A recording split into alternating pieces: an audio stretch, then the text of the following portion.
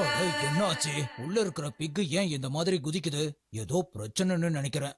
என்னன்னு இறங்கி பாத்துற வேண்டியதுதான். தயவு செஞ்சு என்ன மன்னிச்சிருங்க சார். என் வண்டியில இருந்து ஒரு சின்ன பிகி இந்த பக்கம் இறங்கி போயிடுச்சு. அது இந்த பக்கம் தான் வந்திருக்கோன்னு நினைக்கிறேன். நீங்க பாத்தீங்களா? சிஷிமாரு பிக்கி குட்டியை அவர்கிட்ட கொடுத்துரு சிஷிமாரு. அப்ப நான் தப்பிச்சிட்டேன்.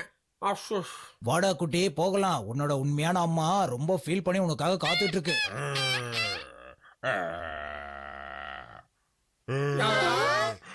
அது என்ன மாதிரியே இருக்கு?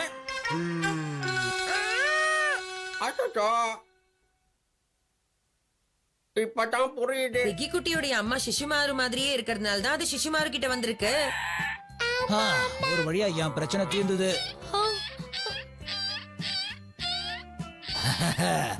இப்போ உனக்கு ரொம்ப சந்தோஷமா?